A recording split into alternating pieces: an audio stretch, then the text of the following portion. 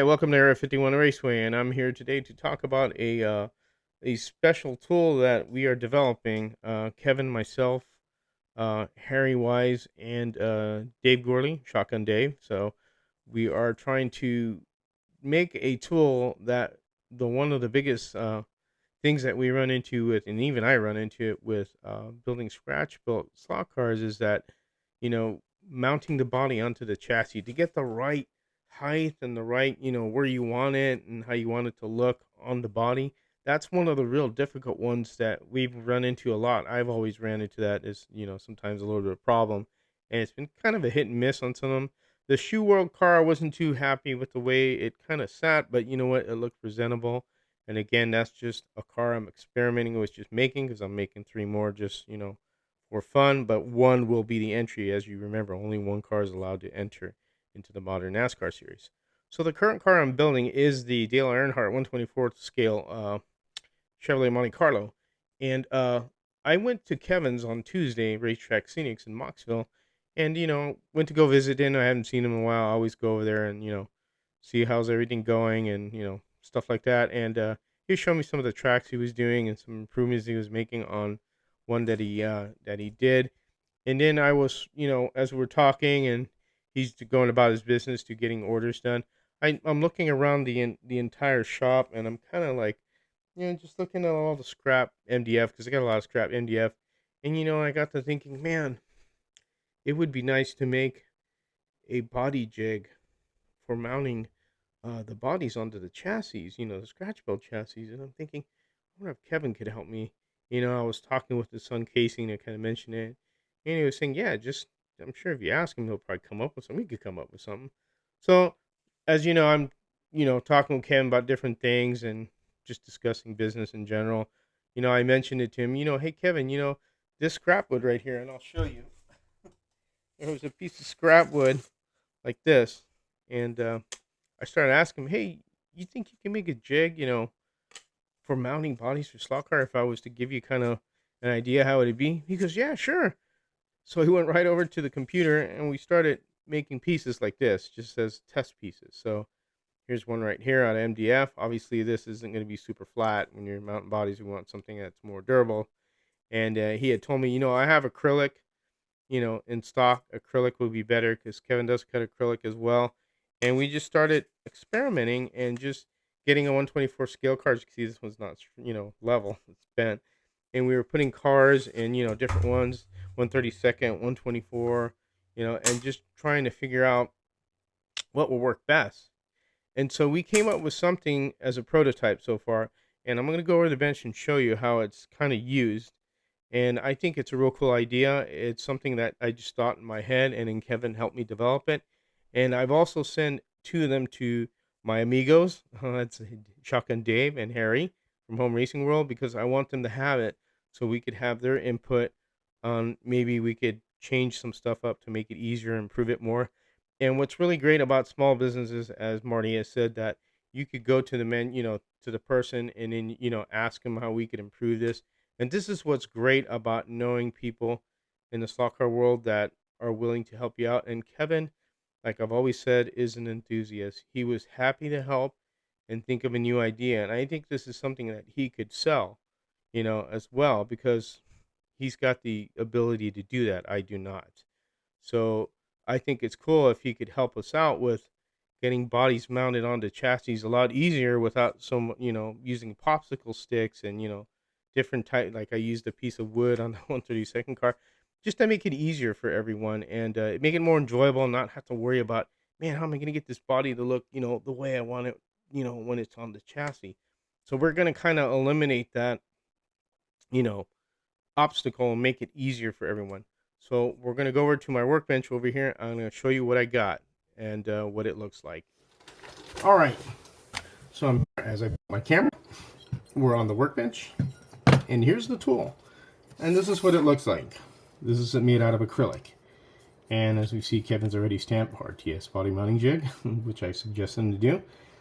And this is basically a prototype, so this won't be the final version. Now, I asked them to make the holes this size for where these, where we use the pins for mounting chassis for soldering. But what we may do is go smaller actually, so that this stops in place. But it seems to work pretty well the way they are, and I'll show you. So I have this chassis, you know, that I have here, and I pinned it so it doesn't move. So you could pin this on the pin board. So if I want to pin it back here as well as I move it, and because I need to pin over here to keep it from shifting. So let's say we put something here, and see, this is really workable to make it a little user friendly for you. So now the chassis is secure, it's not going to go anywhere, and we have this right here for the body mounting. And so I pinned it right here and here because this will touch the body and keep it in place, and you simply just set it over there. And the forward and back you could deal with. I mean, that's not a big deal. That shouldn't be an issue. I mean, it should hold in place. You can possibly, you know, and honestly, I don't think you can pin it anywhere. But I mean, it's not going to go anywhere. Obviously, this front air dam overhangs a lot, so it kind of is a perfect position for this. So this is how I'm going to use this to mount my body, and it's mounted. It's in a real good position actually. It's not too low and it's not too high. I like how this looks. This looks really cool. And again, you could get to everything right here, obviously. So when you put your basswood or your plastistrut, you can lay it over your mounts and then put a little light glue, you know, of CA glue, and smack it on there and hold it and keep the position. Now we're going to think of a way, you know, like I said, Dave and Harry, to maybe put a stack of, you know, something here to support what you're putting here, a plastistrut or wood, basswood. Something, and it's just, again, it's just a prototype, but as you can see, it's really nice, because the only thing the body does is move back and forth. That's not a big deal. I mean, you could even find a way to secure it there, but again, this is a prototype, but it does make it easier for you to lay your body on there, and it's in a good level position all the way around. And as you can see, it's really nice.